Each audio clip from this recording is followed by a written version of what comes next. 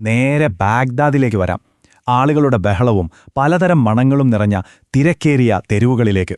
നമ്മുടെ പുതിയ കഥ തുടങ്ങുന്നത് അവിടെ നിന്നാണ്. ദാ ഇങ്ങോട്ട് നോക്കൂ, ബാഗ്ദാദിലൊരു മാർക്കറ്റ്. അവിടെ ഒരുപാട് പേരുണ്ട്.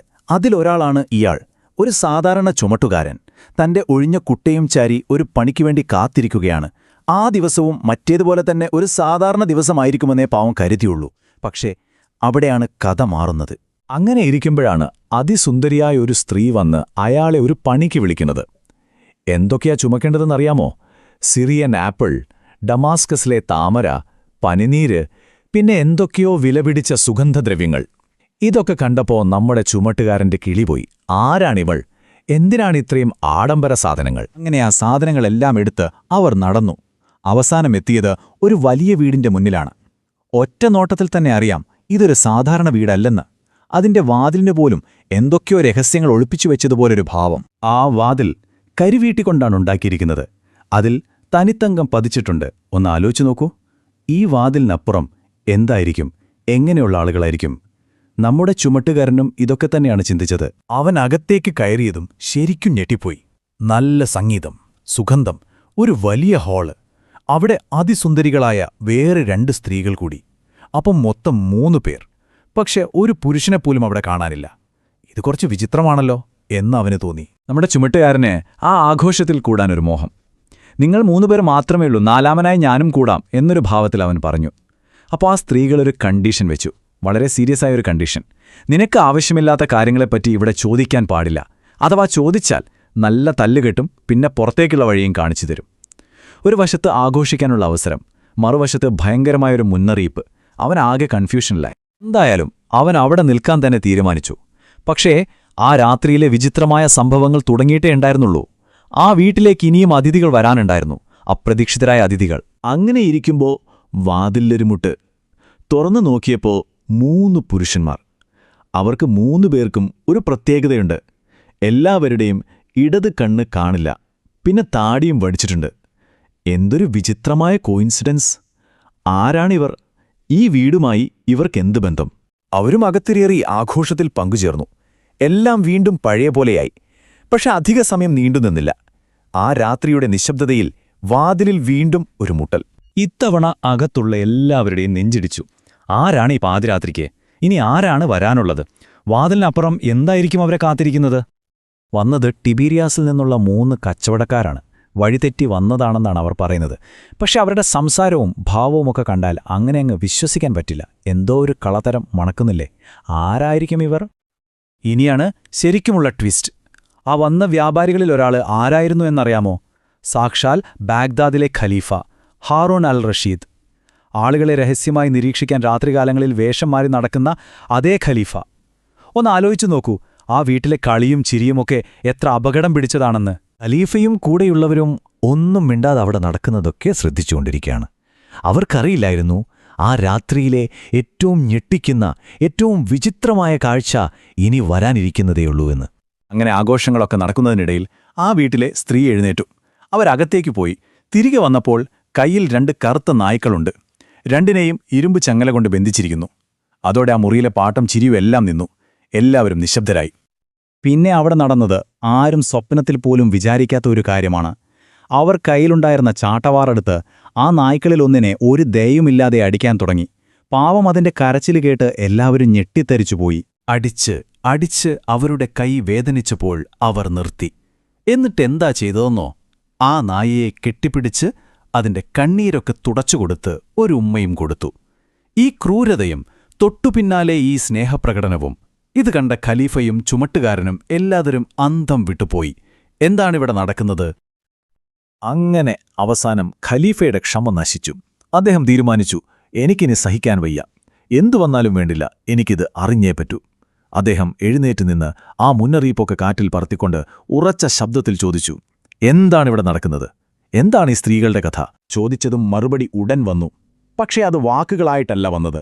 ഊരിപ്പിടിച്ച വാളുകളുമായി 7 അടിമകൾ പെട്ടെന്നവിടെ പ്രത്യക്ഷപ്പെട്ട് ഖലീഫയെയും കൂട്ടുകാരെയും വളഞ്ഞു. കണ്ടോ, നിയമം ലംഘിച്ചാൽ ശിക്ഷ മരണം. അപ്പോഴാണ് ആ വീട്ടിലെ യജമാനത്തി ഒരു നിർദ്ദേശം മുന്നോട്ട് വെച്ചത്. നിങ്ങളെ ഞങ്ങൾ വെറുതെ വിടാം, പക്ഷെ ഒരു കണ്ടീഷനുണ്ട്. നിങ്ങൾ ഓരോരുത്തരും നിങ്ങളുടെ ജീവിതത്തിൽ നടന്ന ഞങ്ങളിപ്പോൾ കാണിച്ച ഈ സംഭവത്തെക്കാൾ വിചിത്രമായ അവിശ്വസനീയമായൊരു കഥ പറയണം. കണ്ടോ, വീണ്ടും കഥകൾക്ക് ജീവന്റെ വില വന്നിരിക്കുന്നു. ഷെഹ്റസാദയുടെ അതേ അവസ്ഥ. ആ വെല്ലുവിളി ആദ്യമായി ഏറ്റെടുക്കാൻ മുന്നോട്ടു വന്നത് കൂട്ടത്തിലുണ്ടായിരുന്ന ഒറ്റക്കെണ്ണനായ ഒരു രാജകുമാരനാണ്. അയാളുടെ ജീവിതം അത് ദുരന്തങ്ങൾ കൊണ്ട് നിറഞ്ഞതായിരുന്നു. അദ്ദേഹം തന്റെ കഥ പറയാൻ തുടങ്ങി. രാജകുമാരന്റെ കഥ ഒരു ദുരന്ത പരമ്പര തന്നെയായിരുന്നു. ആദ്യം തന്റെ കസിനെയും ഒരു പെൺകുട്ടിയെയും ഒരു രഹസ്യ ഭൂഗർഭ അറയിൽ അടക്കാൻ അയാൾ സഹായിക്കുന്നു. തിരിച്ചു നാട്ടിലെത്തിയപ്പോഴോ അച്ഛൻ കൊല്ലപ്പെട്ടു, രാജ്യം ശത്രുക്കൾ പിടിച്ചെടുത്തു. പോരാക്കതിന് പുതിയ ഭരണാധികാരി പഴയൊരു പ്രതികാരത്തിന്റെ പേരിൽ അയാളുടെ ഒരു കണ്ണ് ചൂർന്നെടുത്തു. ഭാഗ്യത്തിന് ആരാച്ചാർ അയാളെ വെറുതെ വിട്ടു. അതോടെ ഒരു ഒളിച്ചോട്ടക്കാരനായി മാറി. അവസാനം വർഷങ്ങൾക്ക് ശേഷം ആ പഴയ രഹസ്യ അറയിൽ എന്താണ് സംഭവിച്ചതെന്നറിയാൻ അയാൾ തന്റെ അമ്മാവനുമായി തിരികെ പോവുകയാണ്. അപ്പോ എന്തിനാണ് ആ മന്ത്രി രാജകുമാരന്റെ കണ്ണ് ചൂർന്നെടുത്തത് എന്നറിയോ? അതിലൊരു ക്രൂരമായ നീതിയുണ്ട്. വർഷങ്ങൾക്ക് മുൻപ് രാജകുമാരൻ അബദ്ധത്തിലെയ്ത ഒരു അമ്പുകൊണ്ട് ആ മന്ത്രിയുടെ ഒരു കണ്ണ് നഷ്ടപ്പെട്ടിരുന്നു. അന്ന് രാജകുമാരൻ പറഞ്ഞു, അയ്യോ, അത് അബദ്ധത്തിൽ പറ്റിയതാണെന്ന്. ഇപ്പോ വർഷങ്ങൾക്ക് ശേഷം ആ മന്ത്രി തിരിച്ച് പ്രതികാരം ചെയ്യാണ്. അന്ന് നീ അബദ്ധത്തിൽ ചെയ്തതിനെ ഇന്ന് ഞാൻ മനഃപൂർവ്വം നിന്റെ കണ്ണെടുക്കുന്നു. എന്തൊരു പ്രതികാരം അല്ലേ? അങ്ങനെ തന്റെ കസിന് എന്തു സംഭവിച്ചുവെന്നറിയാൻ രാജകുമാരനും അമ്മാവനും കൂടി ആ രഹസ്യ അറയിലേക്ക് പോവുകയാണ്. അവർക്ക് ഭൂമിക്കടിയിലേക്ക് ഏതാണ്ട് 50 പടികൾ ഇറങ്ങേണ്ടി വന്നു. ഒന്നാലോചിച്ചു നോക്കൂ, അത്രയും ആഴത്തിൽ, അത്രയും രഹസ്യമായിട്ടാണ് ആ ശവകുടീരം പണിതിരിക്കുന്നത്. ആ 50 പടികളും ഇറങ്ങി താഴെ എത്തിയപ്പോൾ അവരെ കാത്തിരുന്നത് ശരിക്കും ഭയാനകമായൊരു കാഴ്ചയായിരുന്നു. രാജകുമാരന്റെ കസിനും ആ പെൺകുട്ടിയും ഒരു കട്ടിലിൽ കിടക്കുന്നു. പക്ഷേ അവർ രണ്ടുപേരും കത്തിക്കരിഞ്ഞ് കരിക്കട്ടയായി മാറിയിരുന്നു. എങ്ങനെ? എന്താണവിടെ സംഭവിച്ചത്? ആ ഹാളിലെത്തിയപ്പോ ഒരു കട്ടിലിനു മുകളിൽ ഒരു തിരശീല. അവൻ മെല്ലെ അത് വകഞ്ഞു മാറ്റുന്നു. അവിടെ അവൻ കണ്ട ആ കാഴ്ച അതവന്റെ ജീവിതം തന്നെ മാറ്റിമറിച്ചു. അതെ, നിങ്ങൾ കേട്ടത് ശരിയാണ്. ആ കരിഞ്ഞുപോയ ശരീരങ്ങൾ അവന്റെ കസിന്റേതും സ്വന്തം സഹോദരിയുടേതുമായിരുന്നു. നിഷിദ്ധമായ ഒരു പ്രണയം അവരെ മരണത്തിലേക്ക് നയിച്ചിരിക്കുന്നു. ആ ഞെട്ടലിൽ നിന്ന് അവൻ മുക്തനാവുന്നതിനു മുൻപേ മറ്റൊരാൾ കൂടി അങ്ങോട്ട് വന്നു. അവിടെ വന്നത് അവന്റെ അമ്മാവനായിരുന്നു. അദ്ദേഹത്തെ സംബന്ധിച്ചിടത്തോളം ഇത് വെറുമൊരു അപകടമായിരുന്നില്ല, മറിച്ച് അവരുടെ നിഷിദ്ധ പ്രണയത്തിനുള്ള ദൈവിക ശിക്ഷയായിരുന്നു. കോപം അടക്കാനാവാതെ മകന്റെ കരിഞ്ഞ ശരീരത്തിൽ അദ്ദേഹം ചെരുപ്പുകൊണ്ടടിച്ചു. അപ്പോൾ നോക്കൂ, ഒരു വശത്ത് ഈ കുടുംബ ദുരന്തം, മറുവശത്ത് നഗരം ശത്രുക്കൾ പിടിച്ചെടുക്കുന്നു. പിടിക്കപ്പെട്ടാൽ മരണമുറപ്പാണ്. രക്ഷപ്പെടാൻ ഒരേ ഒരു വഴിയുണ്ടായിരുന്നുള്ളൂ, ആൾമാറാട്ടം. അങ്ങനെ താടിയും മീശയും വടിച്ച് വേഷം മാറി അവൻ ആ നഗരത്തിൽ നിന്ന് പലായനം ചെയ്തു. ഒരു തെമ്മാടിയുടെ ജീവിതം തുടങ്ങി. അതായിരുന്നു ഒന്നാമന്റെ കഥ. ഇനി നമുക്ക് രണ്ടാമത്തെ ആളിലേക്ക് വരാം.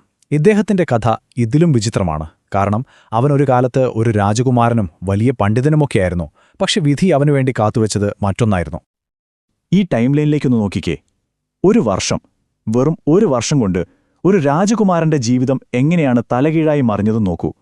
ഒന്നാം ദിവസം രാജകീയ പ്രൗഢിയോടെ യാത്ര തിരിച്ചവൻ ഒരു വർഷത്തിനിപ്പുറം ഒരു സാധാരണ മരം വെട്ടുകാരൻ.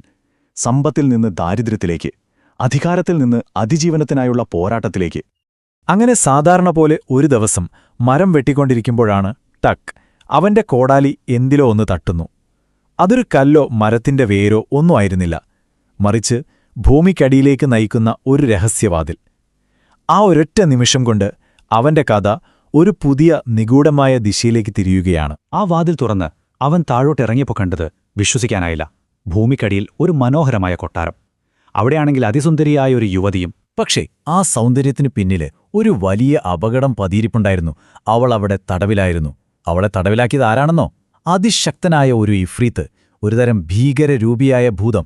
കഴിഞ്ഞ 25 വർഷമായി ആ ഭൂഗർഭ കൊട്ടാരത്തിൽ അവളെ പൂട്ടിയിട്ടിരിക്കുകയായിരുന്നു.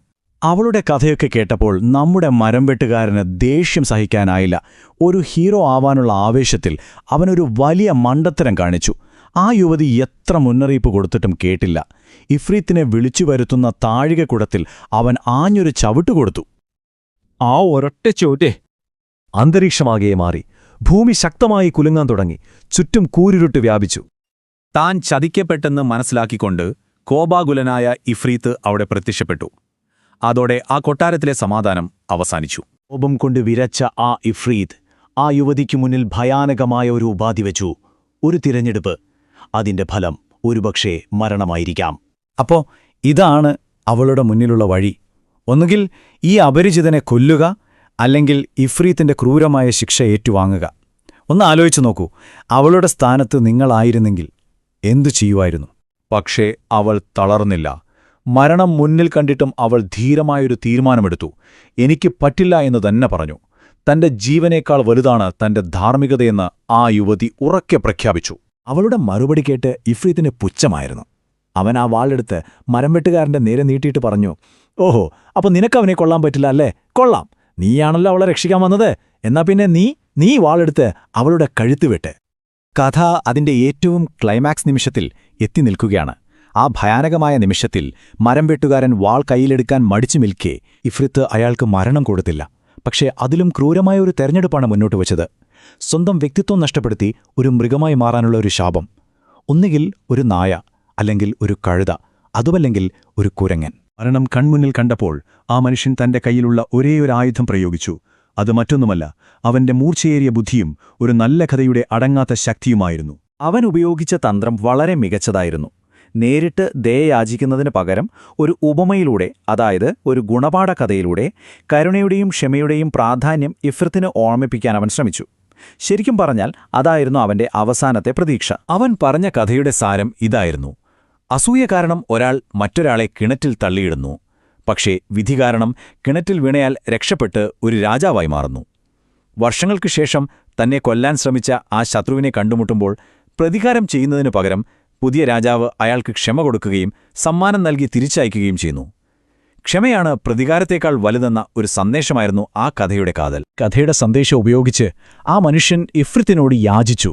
ക്ഷമയാണ് ഏറ്റവും വലിയ മഹത്വമെന്ന് സ്ഥാപിക്കാൻ അവൻ ആവുന്നത്ര ശ്രമിച്ചു. അപ്പോ നിങ്ങൾക്കെന്തു തോന്നുന്നു? ആ മനുഷ്യന്റെ ബുദ്ധിപരമായ ഈ കഥ കേട്ട് ശക്തനായ ഇഫ്രത്തിന്റെ മനസ്സലിഞ്ഞു കാണുമോ? നമുക്ക് നോക്കാം. പ്രതീക്ഷയുടെ കൊടുമുടിയിൽ നിന്ന് നിരാശയുടെ പടുകുഴിയിലേക്കായിരുന്നു ആ മനുഷ്യന്റെ വീഴ്ച. അവന്റെ എല്ലാ പ്രതീക്ഷകളെയും തകർത്തു കളയുന്ന, ഹൃദയം നുറുങ്ങുന്ന ഒരു മറുപടിയാണ് ഇഫ്രീത്ത് കൊടുത്തത്. അവിടെയെല്ലാം തീർന്നു. ആ ഒരൊറ്റ നിമിഷം കൊണ്ട് അവനൊരു മനുഷ്യനല്ലാതായി മാറി. അവന്റെ ശരീരം ഒരു കുരങ്ങിൻ്റെതായി. പക്ഷേ അവന്റെ ഓർമ്മകളും ചിന്തകളും അവന്റെ ആത്മാവും അതെല്ലാം ആ മൃഗത്തിന്റെ ശരീരത്തിൽ കുടുങ്ങിപ്പോയി. അപ്പോ അവന്റെ ശരീരം മാറിയെങ്കിലും ഉള്ളിലെ മനുഷ്യൻ മാറിയിരുന്നില്ല. ഇതവന്റെ ജീവിതത്തിലെ ഒരു പുതിയ യാത്രയുടെ തുടക്കമായിരുന്നു. അങ്ങനെ അലഞ്ഞു തിരിഞ്ഞ് അവനൊരു കപ്പലിൽ അഭയം കണ്ടെത്തി. അവന്റെ മനുഷ്യ സഹജമായ പെരുമാറ്റം കണ്ട ആ കപ്പലിലെ ക്യാപ്റ്റൻ അവനെ സംരക്ഷിക്കാൻ തീരുമാനിച്ചു. ഇനിയായിരുന്നു ശരിക്കുള്ള വെല്ലുവിളി. സംസാരിക്കാൻ കഴിയില്ല, രൂപം മനുഷ്യന്റേതുമല്ല. പിന്നെ എങ്ങനെയാണ് തന്റെ ഉള്ളിലൊരു മനുഷ്യനുണ്ടെന്ന് അവൻ ഈ ലോകത്തോട് പറയുക? ശരിക്കും പറഞ്ഞാൽ അവന്റെ ശരീരം തന്നെ അവനൊരു തടവറയായി മാറി. പക്ഷേ അവസരം വരുന്നത് എപ്പോഴും നമ്മൾ വിചാരിക്കുന്ന വഴിക്കാവില്ലല്ലോ. ഒരു കുരങ്ങനെക്കൊണ്ട് ഒരിക്കലും പറ്റില്ലെന്ന് എല്ലാവരും വിശ്വസിക്കുന്നൊരു കാര്യം ചെയ്യാൻ അവനൊരവസരം കിട്ടി: എഴുത്ത്. എല്ലാവരെയും ഞെട്ടിച്ചുകൊണ്ട് ആ കുരങ്ങൻ പേനയെടുത്തു. ഒരു വലിയ പണ്ഡിതന്റെ കൈയടക്കത്തോടെ പലതരം കാലിഗ്രഫി ശൈലികളിൽ എഴുതാൻ തുടങ്ങി. ഇത് വെറുമൊരു കഴിവ് പ്രകടനമായിരുന്നില്ല, അവന്റെ യഥാർത്ഥ വ്യക്തിത്വത്തിലേക്കുള്ള ഒരു താക്കോലായിരുന്നു അത്. അവൻ എഴുതിയത് വെറും അക്ഷരങ്ങളായിരുന്നില്ല, മറിച്ച് നല്ല ആഴത്തിലുള്ള അർത്ഥങ്ങളുള്ള കവിതകളായിരുന്നു. അവന്റെ അറിവിന്റെയും മനുഷ്യത്വത്തിന്റെയും ഏറ്റവും വലിയ തെളിവായിരുന്നു അത്. ഇത്രയും മനോഹരമായ കൈയക്ഷരം കണ്ട രാജാവ് ശരിക്കും അത്ഭുതപ്പെട്ടുപോയി. ആരാണീ കഴിവുറ്റ എഴുത്തുകാരൻ? ഉടൻ തന്നെ ബഹുമാനങ്ങളോടെ മുന്നിൽ ഹാജരാക്കാൻ അദ്ദേഹം കൽപ്പിച്ചു. എന്നാൽ അതൊരു കുരങ്ങനാണെന്നറിഞ്ഞപ്പോൾ അദ്ദേഹത്തിന് വിശ്വസിക്കാനേ കഴിഞ്ഞില്ല. കൊട്ടാരത്തിലെത്തിയ കുരങ്ങൻ രാജകീയമായ എല്ലാ മര്യാദകളും കൃത്യമായി പാലിച്ചു. അവൻ രാജാവിനെ വണങ്ങി അദ്ദേഹത്തോടൊപ്പം ഒരുമിച്ച് ഭക്ഷണം കഴിച്ചു. ഇത് കണ്ടുനിന്ന എല്ലാവർക്കും വലിയ അതിശയമായി. ഭക്ഷണത്തിന് ശേഷം അവൻ വീണ്ടും എഴുതി. ഇത്തവണ ഭക്ഷണത്തെക്കുറിച്ച് രസകരമായൊരു കവിതയായിരുന്നു. ഇതവന്റെ അറിവു മാത്രമല്ല, അവന്റെ നർമ്മബോധവും വികാരങ്ങളും, അതായത് അവന്റെ മനുഷ്യത്വം ഒട്ടും നഷ്ടപ്പെട്ടിട്ടില്ല എന്നതിന്റെ അവസാനത്തെ തെളിവായിരുന്നു. ഇതോടെ രാജാവിന് ഒരു കാര്യം ഉറപ്പായി: ഇതൊരു സാധാരണ മൃഗമല്ല. തന്റെ ജീവിതത്തിൽ കണ്ടിട്ടുള്ള ഏറ്റവും വലിയ അത്ഭുതം ഇതാണെന്ന് അദ്ദേഹം പ്രഖ്യാപിച്ചു. അങ്ങനെ കഥയുടെ അവസാനം രാജാവ് ഒരു പുതിയ വെല്ലുവിളി മുന്നോട്ട് വയ്ക്കുകയാണ്: ഒരു ചെസ് കളി. അപ്പോ ബുദ്ധിയുടെ ഈ കളിയിൽ ജയിച്ചാൽ അവന് ശാപമോക്ഷം കിട്ടുമോ? ഒരുപക്ഷെ യഥാർത്ഥ ചോദ്യം അതായിരിക്കില്ല. നമ്മുടെ പുറമേയുള്ള രൂപം മാറിയാലും ഉള്ളിലെ നമ്മൾ മാറാതെ നിൽക്കുമോ? പക്ഷേ ഈ അത്ഭുതം കാണാൻ രാജകുമാരി വന്നപ്പോഴുണ്ടല്ലോ, അവൾ ശരിക്കും ഞെട്ടിപ്പോയി. പെട്ടെന്ന് മുഖം മറച്ചു. ഒരു മൃഗത്തെ കണ്ടിട്ടല്ല, ഒരു പുരുഷനെ കണ്ടുപോലെ. അതെന്താ അങ്ങനെ? നമുക്ക് നോക്കാം. അപ്പോഴാണ് രാജകുമാരി ആ വലിയ രഹസ്യം വെളിപ്പെടുത്തുന്നത്. കൊട്ടാരത്തിൽ മറ്റാർക്കും അറിയാത്ത ഒരു കാര്യം. അവള് പറയുകയാണ്, ഇത് വെറുമൊരു കുരങ്ങനല്ല, ഇതൊരു രാജകുമാരനാണ്, നല്ല അറിവും പാണ്ഡിത്യവുമുള്ള ഒരു മനുഷ്യൻ. ജർജിസ് എന്നു പേരുള്ള ഒരു ജിന്നിന്റെ ശാപം കാരണം ഈ രൂപത്തിൽ കുടുങ്ങിപ്പോയതാണ്. അപ്പോ നിങ്ങൾ ഓർക്കേണ്ട പ്രധാന കാര്യം, രാജകുമാരി ആ കുരങ്ങന്റെ രൂപമല്ല കാണുന്നത്, അതിനുള്ളിലെ ആ രാജകുമാരനെ. അപ്പോ സ്വാഭാവികമായും ഒരു ചോദ്യം വരും, അല്ലേ? രാജകുമാരിക്ക് ഇതെങ്ങനെ മനസ്സിലായി? കാരണം രാജകുമാരിക്കും ഉണ്ടായിരുന്ന ഒരു രഹസ്യം അവൾ വെളിപ്പെടുത്തുകയാണ്. ചെറുപ്പത്തിൽ ഒരു മന്ത്രവാദിനിയിൽ നിന്ന് അവൾ മാന്ത്രിക വിദ്യകളെല്ലാം പഠിച്ചിരുന്നു. അങ്ങനെ അവൾ അവിശ്വസനീയമായ കഴിവുകളുള്ള ഒരാളായി മാറി. അവളുടെ ശക്തി എത്രത്തോളം ഉണ്ടായിരുന്നു എന്നറിയാമോ? മാന്ത്രിക വിദ്യയുടെ 1 2 അല്ല, 170 അധ്യായങ്ങളാണ് അവൾ പഠിച്ചെടുത്തത്. അതിലെ ഒരൊറ്റ അധ്യായം മതിയായിരുന്നു വലിയ പർവ്വതങ്ങളെ വരെ ഇളക്കിമറിക്കാൻ. അത്രയ്ക്ക് പവർഫുള്ളായിരുന്നു അവൾ. ഇത് കേട്ട് രാജാവിന് വലിയ പ്രതീക്ഷയായി. ഇതൊരു നല്ല അവസരമാണെന്ന് മനസ്സിലാക്കിയ അദ്ദേഹം മകളോട് അപേക്ഷിച്ചു, മകളെ, നിന്റെ ഈ കഴിവുപയോഗിച്ച് ആ രാജകുമാരനെ രക്ഷിക്കൂ. ഞാൻ അവനെ എന്റെ പ്രധാനമന്ത്രിയാക്കാം. അങ്ങനെ രാജകുമാരി അതിന് സമ്മതിച്ചു. പക്ഷേ അതൊരു ചെറിയ മന്ത്രവാദം കൊണ്ടൊന്നും തീരുന്ന കാര്യമായിരുന്നില്ല. ആ ശാപം കൊടുത്ത അതേ ജിന്നിനോട് നേരിട്ട് പോരാടണമായിരുന്നു. അതൊരു ജീവൻമരണ പോരാട്ടമായിരുന്നു. ഇനി എന്താണ് സംഭവിക്കുന്നതെന്ന് നോക്കാം. അങ്ങനെ ആ ജിന്ന് ഒരു ഭീകരരൂപത്തിൽ പ്രത്യക്ഷപ്പെട്ടു. പിന്നെ അവിടെ നടന്നത് രൂപാന്തരങ്ങളുടെ ഒരു അവിശ്വസനീയമായ പോരാട്ടമായിരുന്നു. ജിന്ന് സിംഹമാവുമ്പോൾ രാജകുമാരി വാളായി മാറുന്നു. ജിന്ന് തേളാകുമ്പോൾ അവൾ സർപ്പമാകുന്നു. അങ്ങനെ ഒന്നിനു പുറകെ ഒന്നായി കഴുകനും പരുന്തുമായി അങ്ങനെ ആകാശത്തും പോരാടി. പോരാട്ടത്തിനൊടുവിൽ ജിൻ ഒരു സൂത്രം പ്രയോഗിച്ചു. ഒരു മാതളനാരങ്ങയായി മാറി. അതിന്റെ അല്ലികൾ പല ഭാഗത്തേക്കായി ചിതറിത്തെറിച്ചു. ആ ഓരോ അല്ലിയിലും ജിന്നിന്റെ ജീവനുണ്ടായിരുന്നു. രാജകുമാരി പെട്ടെന്നൊരു പൂവൻ കോഴിയായി മാറി ആ അല്ലികളെല്ലാം കൊത്തിപ്പെറുക്കി. പക്ഷേ ഒരൊറ്റ വിത്ത്, അത് മാത്രം അവളുടെ കയ്യിൽ നിന്ന് വഴുതിപ്പോയി. നിലത്ത് വീണ ആ ഒരൊറ്റ വിത്തിൽ നിന്ന് ജിന്ന് അതിന്റെ ഏറ്റവും ഭയാനകമായ രൂപത്തിലേക്ക് മാറി. സർവ്വതും നശിപ്പിക്കുന്നൊരു തീഗോളമായി. ഇനി രാജകുമാരിയുടെ മുന്നിൽ ഒരൊറ്റ വഴിയേ ഉണ്ടായിരുന്നുള്ളൂ, തീയെ തീ കൊണ്ട് തന്നെ നേരിടുക. അവളും ഒരഗ്നിജ്വാലയായി മാറി. ഒടുവിൽ ആ പോരാട്ടത്തിൽ രാജകുമാരി വിജയിച്ചു. പക്ഷേ ആ വിജയത്തിന് കൊടുക്കേണ്ടി വന്ന വില വളരെ വലുതായിരുന്നു. അവിശ്വസനീയമായൊരു വില. കഥയുടെ ഏറ്റവും വലിയ ദുരന്തം സംഭവിക്കുന്നത് ഇവിടെയാണ്. ജിന്ന് വെറുമൊരു പിടി ചാരമായി മാറി. പക്ഷേ ആ തീയിൽ രാജകുമാരിയും വെന്തുപോയി. രാജകുമാരന് ശാപം മാറി പഴയ രൂപം തിരികെ കിട്ടി. പക്ഷേ ഒരു കണ്ണ് എന്നേക്കുമായി നഷ്ടപ്പെട്ടു. ഇതൊക്കെ കണ്ടുനിന്ന് രാജാവിന്റെ മുഖത്തിന്റെ ഒരു ഭാഗം പൊള്ളിപ്പോയി. ഇതിനിടയിൽപ്പെട്ട ഒരു പാവം സേവകൻ ആ നിമിഷം തന്നെ വെന്തുമരിച്ചു. എന്തൊരു ദുരന്തമല്ലേ? അപ്പോ ശാപമെല്ലാം മാറി മനുഷ്യനായ രാജകുമാരന് സ്വാതന്ത്ര്യം കിട്ടി. പക്ഷേ ആ സ്വാതന്ത്ര്യം അവൻ വിചാരിച്ചതുപോലെ അത്ര സന്തോഷം നിറഞ്ഞ ഒന്നായിരുന്നില്ല. 1 മാസത്തോളം നീണ്ട ദുഃഖത്തിനും അസുഖത്തിനും ശേഷം രാജാവ് രാജകുമാരനോട് പറഞ്ഞു, എന്റെ നഗരം വിട്ടുപോകൂ. നിന്റെ കാരണം കൊണ്ട് ഇവിടെ ഒരുപാട് നാശനഷ്ടങ്ങളുണ്ടായി. നിന്നെ കാണാതിരുന്നെങ്കിലെന്ന് ഞാൻ ആഗ്രഹിച്ചു പോകുന്നു. അതെ, അദ്ദേഹം രാജകുമാരനെ നാടുകടത്തി. അങ്ങനെ അവന്റെ സ്വാതന്ത്ര്യം തുടങ്ങിയത് തന്നെ ഒരു നാടുകടത്തലാണ്. നഷ്ടപ്പെട്ട കണ്ണിനെയും തനിക്കു വേണ്ടി ജീവൻ കൊടുത്ത രാജകുമാരിയെയും ഓർത്ത് അവൻ നാടായ നാടെല്ലാം അലഞ്ഞു നടന്നു. ഒടുവിൽ ബാഗ്ദാദിലെത്തി തന്റെ ഈ ദുരന്തകഥ മറ്റുള്ളവരുമായി പങ്കുവെച്ചു. അപ്പോ ഈ കഥ കേൾക്കുമ്പോ നമ്മുടെ മനസ്സിലും ഒരു ചോദ്യം വരുമല്ലേ? ഇങ്ങനെ ഒരു സ്വാതന്ത്ര്യത്തിന് ഇത്ര വലിയ വില കൊടുക്കേണ്ട ആവശ്യമുണ്ടായിരുന്നോ? എല്ലാം നഷ്ടപ്പെടുത്തി കിട്ടുന്ന ഒരു വിജയത്തെ ശരിക്കും നമുക്ക് വിജയമെന്ന് വിളിക്കാൻ പറ്റുമോ? രാജാവിനെ ആകാംക്ഷയുടെ മുൾമുനയിൽ നിർത്തുന്ന മറ്റൊരു കിടിലൻ കഥയിലേക്ക് നമുക്ക് കടക്കാം.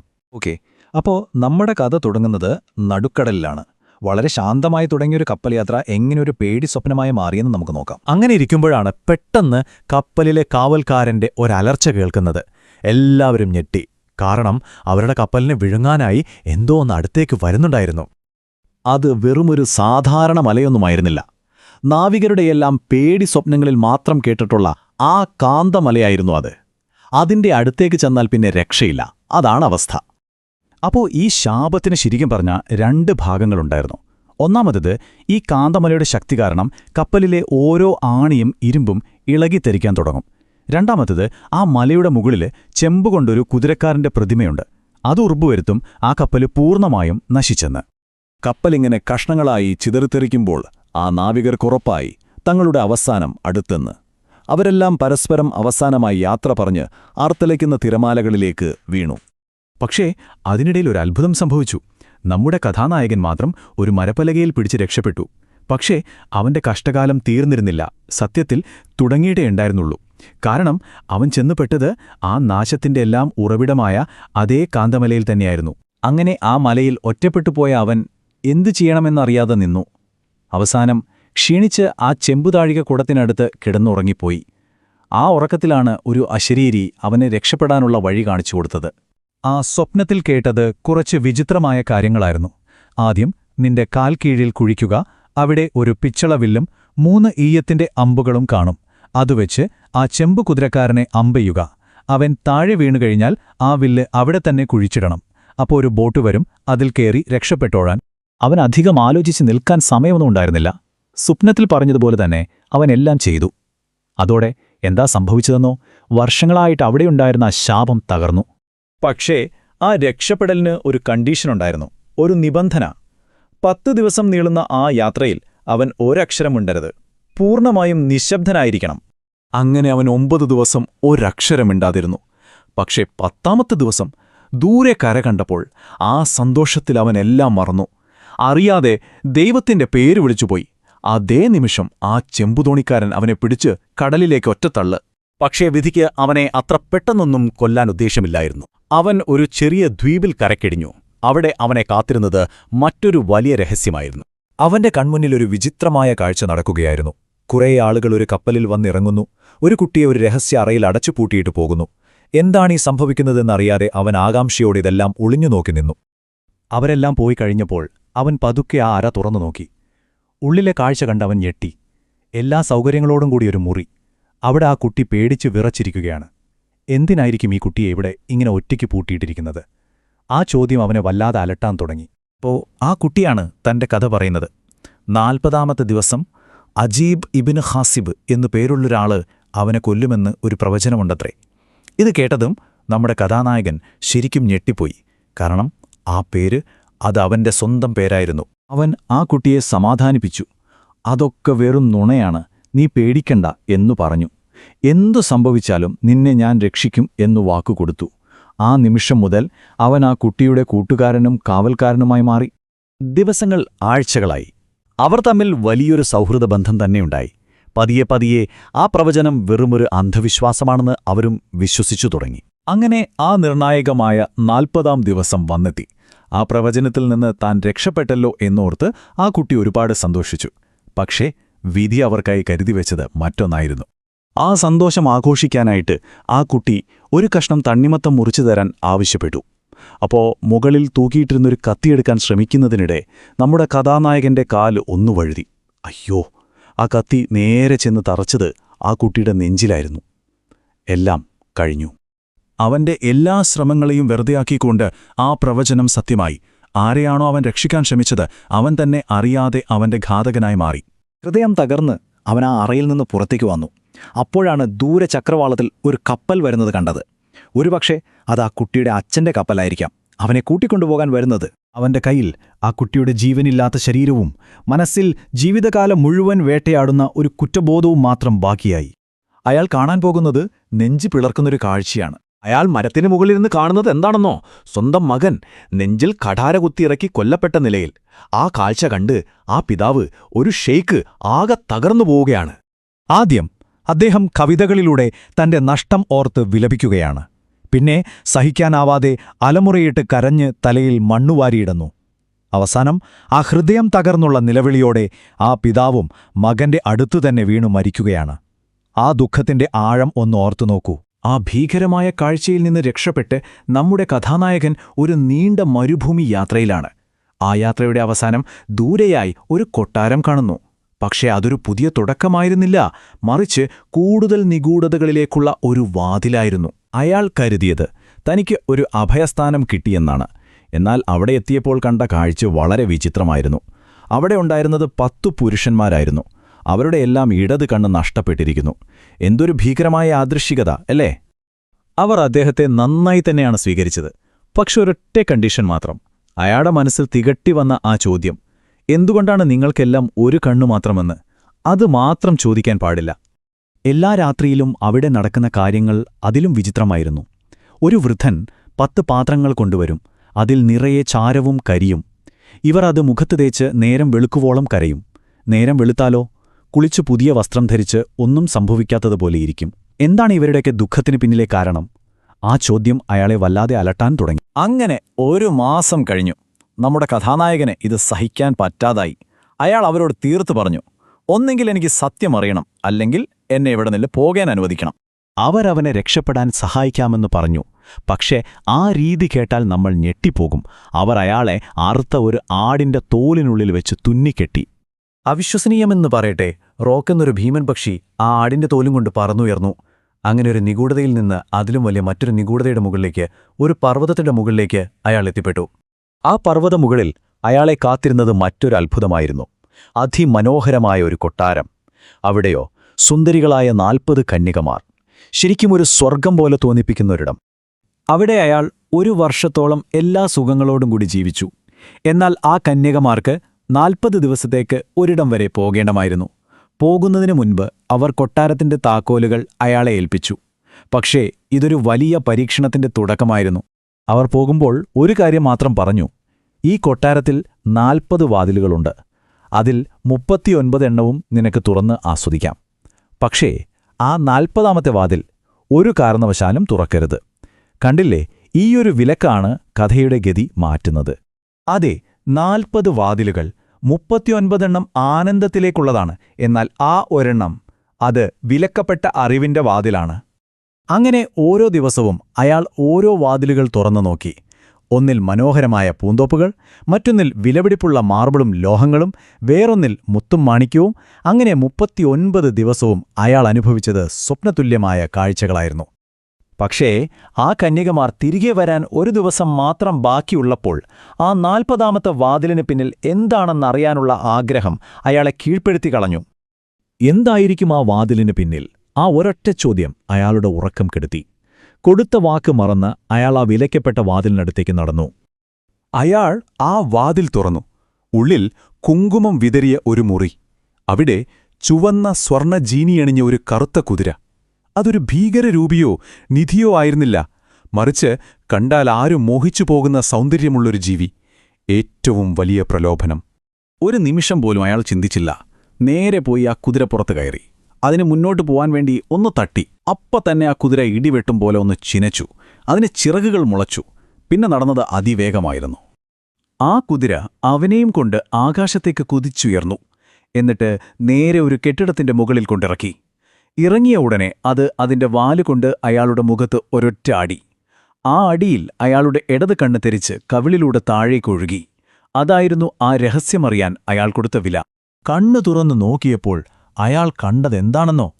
അയാൾ തിരിച്ച് അതേ സ്ഥലത്തെത്തിയിരിക്കുന്നു. അയാളുടെ മുന്നിൽ ആ 10 ഒറ്റക്കണ്ണന്മാർ. ഇപ്പോൾ അയാൾക്കും അവരെപ്പോലെ ഇടതു കണ്ണില്ല. അവരുടെ ദുഃഖത്തിന്റെ കാരണം ഇപ്പോൾ അയാൾക്ക് സ്വന്തം അനുഭവത്തിലൂടെ മനസ്സിലായി. അവനും അവരിലൊരാളായി. അപ്പോ ഈ കഥ നമ്മളോട് എന്താണ് പറയുന്നത്? എല്ലാ രഹസ്യങ്ങളും നമ്മൾ അറിയേണ്ടതാണോ? ചില വാതിലുകൾ തുറക്കാതിരിക്കുന്നത് തന്നെയല്ലേ നല്ലത്?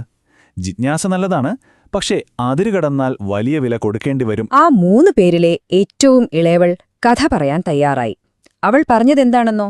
എന്റെ കഥ അത്രയ്ക്കും ഗംഭീരമാണ്. പഠിക്കാൻ ആഗ്രഹിക്കുന്ന ആർക്കും അതൊരു വലിയ പാഠമായിരിക്കും. അങ്ങനെ അവിശ്വസനീയമെന്ന് തോന്നുന്ന ആ കഥ അവൾ പറഞ്ഞു തുടങ്ങി. കഥ തുടങ്ങുന്നത് തന്നെ നമ്മളെ ഞെട്ടിച്ചുകൊണ്ടാണ്. ആ 2 കറുത്ത നായ്ക്കൾ അത് വേറെ ആരുമല്ല, അവളുടെ സ്വന്തം സഹോദരിമാരാണ്. അച്ഛൻ മരിച്ചപ്പോൾ 5000 ദിനാർ വീതം കിട്ടിയ 3 സഹോദരിമാരായിരുന്നു അവർ. അധികം വൈകാതെ അവളുടെ 2 മൂത്ത സഹോദരിമാരുടെയും വിവാഹം കഴിഞ്ഞു. അവരുടെ ഭർത്താക്കന്മാർ എന്തു ചെയ്തു? അവരുടെ കയ്യിലുണ്ടായിരുന്ന പണമെല്ലാം വാങ്ങി ധൂർത്തടിച്ച് അവസാനം അവരെ ഒരു അന്യനാട്ടിൽ ഉപേക്ഷിച്ച് കടന്നുകളഞ്ഞു. അങ്ങനെ ആ സഹോദരിമാർ പിച്ചക്കാരുടെ രൂപത്തിലാണ് തിരിച്ചുവരുന്നത്. പക്ഷേ ബുദ്ധിപൂർവ്വം പണം കൈകാര്യം ചെയ്ത ഇളയവൾ എന്തു ചെയ്തു എന്നറിയാമോ? ഒരു വാക്കുപോലും കുറ്റപ്പെടുത്താതെ അവരെ സ്നേഹത്തോടെ സ്വീകരിച്ചു. പക്ഷെ കഥ അവിടെ തീരുന്നില്ല. 1 വർഷം കഴിഞ്ഞപ്പോൾ ആ ചേച്ചിമാർക്ക് വീണ്ടും കല്യാണം കഴിക്കണം. അവസാനം സംഭവിച്ചതോ? അതേ ചതി, അതേ അവസ്ഥ വീണ്ടും ആവർത്തിച്ചു. അപ്പോ ഇതാണീ കഥയുടെ കാതല്. ഒരു വശത്ത് സഹോദരിമാരുടെ അടങ്ങാത്ത അത്യാഗ്രഹവും വിവേകമില്ലായ്മയും, മറുവശത്ത് എത്ര തവണ ചതിക്കപ്പെട്ടിട്ടും മാറാത്ത ഇളയ സഹോദരിയുടെ ദയയും ക്ഷമയും. എന്തൊരു വ്യത്യാസാണല്ലേ? വീണ്ടും ഒരു വർഷം കഴിഞ്ഞു. ഇത്തവണ ഇളയ സഹോദരി ബസ്രയിലേക്കൊരു കച്ചവടയാത്ര പോകാൻ തീരുമാനിച്ചു.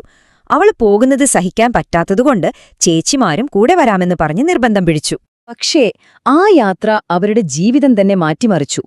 ഒരു വലിയ കൊടുങ്കാറ്റിൽപ്പെട്ട് കപ്പലിനു വഴിതെറ്റി. കപ്പിത്താൻ പോലും അതിനു മുൻപ് കണ്ടിട്ടില്ലാത്ത ഒരു കടലിലാണവരെത്തിയത്. അങ്ങനെ ഒരു ദ്വീപിലകപ്പെട്ടപ്പോഴാണ് അവൾ ഒരു കാഴ്ച കാണുന്നത്. ഒരു വലിയ പാമ്പ് ഒരു ചെറിയ സർപ്പത്തെ ആക്രമിക്കുന്നു.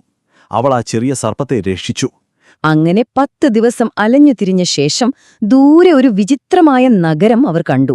ആ നഗരത്തിന്റെ പടിവാതിൽ കടന്നപ്പോൾ അവരെ വരവേറ്റത് രക്തം മരവിപ്പിക്കുന്ന അവിശ്വസനീയമായ ഒരു കാഴ്ചയായിരുന്നു. സാധാരണക്കാർ, കച്ചവടക്കാർ, പട്ടാളക്കാർ, ആ നഗരത്തിലുണ്ടായിരുന്ന സകല മനുഷ്യരും കറുത്ത കൽപ്രതിമകളായി മാറിയിരിക്കുന്നു. എല്ലാവരും അതേ നിൽപ്പിൽ മരവിച്ചുപോയി. പക്ഷേ അവിടുത്തെ കടകളിലും മാർക്കറ്റുകളിലും സ്വർണവും വെള്ളിയും വിലപിടിപ്പുള്ള സാധനങ്ങളുമെല്ലാം അതുപോലെ തന്നെയുണ്ടായിരുന്നു. ഇളയ സഹോദരി ധൈര്യം സംഭരിച്ച് രാജകൊട്ടാരത്തിലേക്ക് കയറിച്ചെന്നു. അവിടുത്തെ കാഴ്ച അതിലും ഭയാനകമായിരുന്നു. രാജസദസ്സിലുള്ള എല്ലാവരും കല്ലായി മാറിയിരിക്കുന്നു. ഒന്ന് ആലോചിച്ചു നോക്കൂ, ഇത്രയധികം സമ്പത്തും അധികാരവുമെല്ലാം ഉണ്ടായിട്ടും എല്ലാം നിർജീവമായി ഒന്നിനും കൊള്ളാതായി മാറിയിരിക്കുന്നു. രാത്രിയായപ്പോൾ ആ കൽനഗരത്തിൽ വല്ലാത്തൊരു നിശബ്ദത നിറഞ്ഞു. പെട്ടെന്നാണ് ആ നിശബ്ദതയെ കീറി മുറിച്ചുകൊണ്ട് അവളൊരു ശബ്ദം കേൾക്കുന്നത്. അവൾ ആ ശബ്ദം കേട്ട ഭാഗത്തേക്ക് ചെന്നപ്പോൾ സുന്ദരനായ ഒരു ചെറുപ്പക്കാരനെ കണ്ടു. ആ നഗരത്തിൽ ജീവനോടെ ബാക്കിയായ ഒരേ ഒരു വ്യക്തി. അവൻ പറഞ്ഞു, ഇത് എന്റെ അച്ഛന്റെ രാജ്യമായിരുന്നു എന്ന്. ആ രാജകുമാരൻ ഒരു രഹസ്യം വെളിപ്പെടുത്തി. ഈ നഗരത്തിലെ ആളുകൾ ദൈവത്തെയല്ല, മറിച്ച് തീനെയാണ് ആരാധിച്ചിരുന്നത്. അവരെ മഗികൾ എന്നാണ് വിളിച്ചിരുന്നത്. പക്ഷെ അവനെ മാത്രം ഭക്തിയായ ഒരു സ്ത്രീ രഹസ്യമായി ഖുർആൻ പഠിപ്പിച്ച് ഒരു മുസ്ലിമായിട്ടാണ് വളർത്തിയത്. അങ്ങനെയിരിക്കെ ഒരു ദിവസം ഇടിമുഴക്കം പോലുള്ള ഭയപ്പെടുത്തുന്ന ഒരു ശബ്ദം ആ നഗരം മുഴുവൻ മുഴങ്ങി. അതിലൊരൊറ്റ മുന്നറിയിപ്പാണുണ്ടായിരുന്നത്. ആ മുന്നറിയിപ്പാണ് ഈ കേട്ടത്. അപ്പോ ആ ശബ്ദം കേട്ടതിനു ശേഷം എന്ത് സംഭവിച്ചുവെന്ന് രാജകുമാരൻ പറയാൻ തുടങ്ങുമ്പോഴേക്കും ഖലീഫയോട് കഥ പറഞ്ഞുകൊണ്ടിരുന്ന ആ യുവതി പെട്ടെന്ന് സംസാരം നിർത്തി. ഇത് 1001 രാവുകളുടെ ഒരു സ്ഥിരം ശൈലിയാണ്. കഥ ഏറ്റവും ആകാംക്ഷ നിറഞ്ഞ ഭാഗത്തെത്തുമ്പോൾ നേരം വിളുക്കും. ഇതിൽ അസൂയ തോന്നിയ അവളുടെ സ്വന്തം സഹോദരിമാർ അവളെയും ആ സുഹൃത്തിനെയും പിടിച്ച് കടലിലെറിഞ്ഞു. എന്നാൽ അവിടെ ഒരു ട്വിസ്റ്റുണ്ടായി. അവൾ നേരത്തെ രക്ഷിച്ച ആ സർപ്പമില്ലേ, അതൊരു സാധാരണ സർപ്പമായിരുന്നില്ല. അതൊരു ശക്തനായ ജിന്നായിരുന്നു. ആ ജിന്ന് അവളെയും അവളുടെ എല്ലാ സമ്പത്തും രക്ഷിച്ചു. പക്ഷേ ആ ചതിയന്മാരായ സഹോദരിമാർക്ക് ഒരു ശിക്ഷയും കൊടുത്തു. അവരെ 2 കറുത്ത നായ്ക്കളാക്കി മാറ്റി. കണ്ടില്ലേ, ദുരന്തത്തിൽ നിന്നൊരത്ഭുതകരമായ രക്ഷപ്പെടൽ. പക്ഷേ ആ രക്ഷപ്പെടലിനു വലിയൊരു വില കൊടുക്കേണ്ടി വന്നു. ആ ജിന്ന് അവളോട് ഒരു കാര്യം പറഞ്ഞു. എല്ലാ ദിവസവും നീ ഇവരെ 300 അടി വീതം അടിക്കണം. ഇല്ലെങ്കിൽ ഞാൻ വന്ന് നിന്നെയും ഇവരെ പോലെ ഒരു നായയാക്കി മാറ്റും. അപ്പോ ഖലീഫയോട് അവൾ പറയാണ്, താനൊരു ശാപത്തിൽ പെട്ടിരിക്കുകയാണെന്ന്. തന്നെ ചതിച്ച സഹോദരിമാരാണെങ്കിൽ പോലും അവരെ ഇങ്ങനെ അടിക്കാൻ മനസ്സ് വരുന്നില്ല. പക്ഷേ ചെയ്തില്ലെങ്കിൽ താനും അവരെപ്പോലെയായി മാറും. എന്തൊരു അവസ്ഥയാണല്ലേ. അപ്പോ ആദ്യത്തെ സ്ത്രീയുടെ കഥ അതാണ്. ഇനി നമുക്ക് രണ്ടാമത്തെ സ്ത്രീയിലേക്ക് വരാം. അവരുടെ ശരീരം മുഴുവൻ ക്രൂരമായ മർദ്ദനത്തിന്റെ പാടുകളായിരുന്നു. അവരുടെ കഥയിൽ ജിന്നോ മാന്ത്രികതയൊന്നുമില്ല, പകരം മനുഷ്യന്റെ ക്രൂരത മാത്രം. അതായത് ഇവരുടെ ആദ്യ ഭർത്താവ് മരിച്ചപ്പോൾ ഏകദേശം 80,000 സ്വർണ്ണ ദിനാർ വില വരുന്ന സ്വത്ത് ഇവർക്ക് കിട്ടി. ഇത് കണ്ടറിഞ്ഞ ഒരു വൃദ്ധ ഇവരെ തന്ത്രപൂർവ്വം ഒരു യുവാവിന്റെ വീട്ടിലേക്ക് കൊണ്ടുപോയി. അവിടെ ഒരു കല്യാണമുണ്ടെന്ന് പറഞ്ഞാണ് കൊണ്ടുപോയത്. പക്ഷെ അവിടെ ചെന്നപ്പോഴാണ് മനസ്സിലായത്, ആ രാത്രിയിൽ അവിടെ വെച്ച് രഹസ്യമായി നടക്കാൻ പോകുന്നത് ഇവരുടെ തന്നെ കല്യാണമാണെന്ന്. അങ്ങനെ കല്യാണം കഴിഞ്ഞു. ഭർത്താവ് ഇവളെക്കൊണ്ടൊരു സത്യം ചെയ്യിപ്പിച്ചു. ജീവിതത്തിൽ ഇനി വേറൊരു പുരുഷനെ മനസ്സുകൊണ്ടുപോലും ആഗ്രഹിക്കരുത്. 1 മാസം എല്ലാം ഗംഭീരമായിരുന്നു. അവർ വളരെ സന്തോഷത്തോടെ ജീവിച്ചു. പക്ഷെ ഒരു ദിവസം സാധനങ്ങൾ വാങ്ങാൻ പോയപ്പോൾ ഒരു കടക്കാരൻ ഇവരുടെ കയ്യിലൊന്ന് പിടിച്ചു. അതും വളരെ നിഷ്കളങ്കമായിട്ട്. ഇത് കണ്ട ഭർത്താവ് അന്ന് രാത്രി അവളെ ഒരുപാട് മർദ്ദിച്ചു. അവൾ ആ പ്രതിജ്ഞ ലംഘിച്ചു എന്ന് പറഞ്ഞായിരുന്നു ആ മർദ്ദനം. ഒരു മരക്കൊമ്പ് വെച്ച് അവൾക്ക് ബോധം പോകുന്നതുവരെ അവളുടെ അടിമകൾ അവളെ തല്ലിച്ചതച്ചു. നോക്കൂ, എന്ത് മനോഹരമായി തുടങ്ങിയൊരു ബന്ധമാണ് ഒരു ചെറിയ കാര്യത്തിന്റെ പേരിൽ ഇത്രയും ക്രൂരമായി മാറിയത്. അവളെ തല്ലിച്ചിതക്കുന്നതിനു മുൻപ് ആ വ്യാപാരിയായ ഭർത്താവ് പറഞ്ഞ വാക്കുകൾ ഇതായിരുന്നു: ഞാൻ അവളോട് ക്ഷമിച്ചു, പക്ഷേ ജീവിതകാലം മുഴുവൻ ഓർക്കുന്ന ഒരു അടയാളം അവളുടെ ശരീരത്തിൽ ഞാൻ ഉണ്ടാക്കും. ശരിക്കും ഞെട്ടിക്കുന്ന വാക്കുകളാണല്ലേ.